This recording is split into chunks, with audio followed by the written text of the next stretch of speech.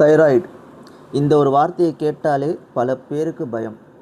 வாழ்நாள் முழுக்க மாத்திரை சாப்பிட்ணும், உடம்பு கெட்டு போயிடுச்சு, ஹார்மோன் ப்ராப்ளம், இப்படியெல்லாம் நமக்குள்ளே ஒரு பயம் வரும்.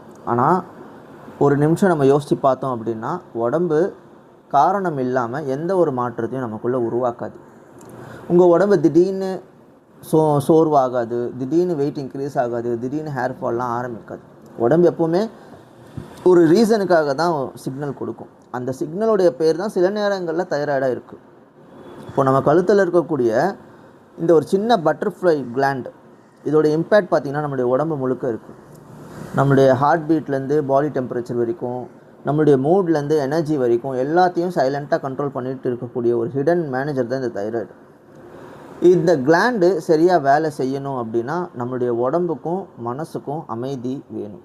ஆனால் இன்றைக்கி இருக்கக்கூடிய லைஃப் ஸ்டைல் எப்படி அப்படின்னா, லேட் நைட் சாப்பிட்றது, லேட் நைட் தூங்குறது, stress, fast food, over thinking, தூக்கம் கிடையாது, ரெஸ்ட்டு கிடையாது. அப்போது உடம்பு டெய்லி சர்வைவல் மோடில் வாழ ஆரம்பிக்கும். அப்போது உடம்பு என்ன செய்யும் அப்படின்னா, எனர்ஜி சேவிங் மோடுக்கு சேஞ்ச் பண்ணும். அதுதான் பல நேரங்களில் ஹைப்போ தைராய்டு பேட்டர்னாக இருக்குது.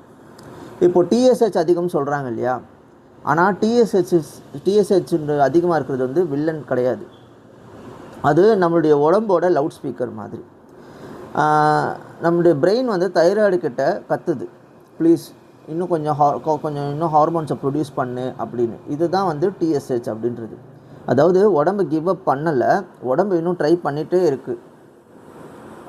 இன்னும் ஷாக்கிங்கான விஷயம் என்ன அப்படின்னா, பல தைராய்டு கேஸில் ஆக்சுவல் அட்டாக் வந்து வெளிலேருந்து வர்றது கிடையாது. உடம்பே தன்னைத்தானே அட்டாக் பண்ணுது. இதை தான் வந்து ஆட்டோ இம்யூன் கண்டிஷன் அப்படின்னு சொல்லுவாங்க. இப்போ உதாரணத்துக்கு ஒரு செக்யூரிட்டி கார்டு தவறுதலாக ஒரு திருடனை விட்டுட்டு வீட்டு ஓனரே அட்டாக் பண்ண என்ன நடக்கும்னு யோசிச்சு பாருங்கள். அதுதான் இம்யூன் கன்ஃபியூஷன். இதுதான் நமக்குள்ளே நடக்குது.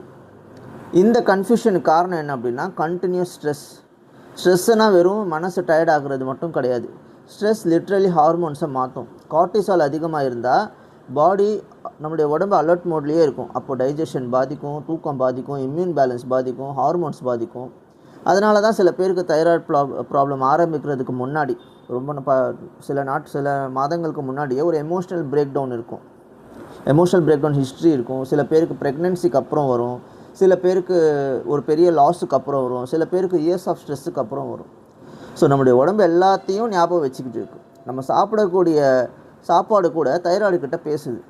ப்ராசஸ்டு ஃபுட்டா இன்ஃப்ளமேஷன் சிக்னல், ஹெல்த்தியான ஃபுட்டா ஹீலிங் சிக்னல், தூக்கம் இல்லையா பாடி ரிப்பேர் நடக்காது, மூமெண்ட் இல்லையா எனர்ஜி சர்க்குலேஷன் ஸ்லோ ஆகிடும், சன்லைட் இல்லையா சூரிய வெளிச்சத்துலேயே போடுறது இல்லையா ஹார்மோன்ஸோடைய ரிதம் டிஸ்டர்ப் ஆகும். இதனால தான் தைராய்டுன்றது ஒரு கிளாண்ட் ப்ராப்ளம் மட்டும் கிடையாது, அது ஒரு life style mirror.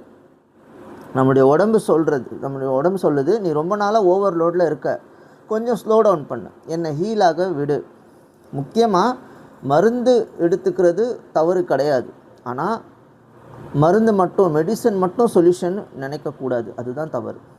Root cause புரியாமல், மூல காரணம் என்னன்னு புரியாமல் சிம்டமை மட்டும் மியூட் பண்ணோம் அப்படின்னா நம்மளுடைய உடம்பு வேறு இடத்துல சிக்னல் கொடுக்க ஆரம்பிக்கும், வேறு ஒரு பிரச்சனையாக வரும். ஸோ உடம்பு நமக்கு எதிரி கிடையாது, அது நம்முடைய க்ளோசஸ்ட் ஃப்ரெண்டு. அப்போது அது நம்மக்கிட்ட பேசிக்கிட்டே இருக்குது, நாம் தான் அதை கேட்க மாட்டேன்றோம்.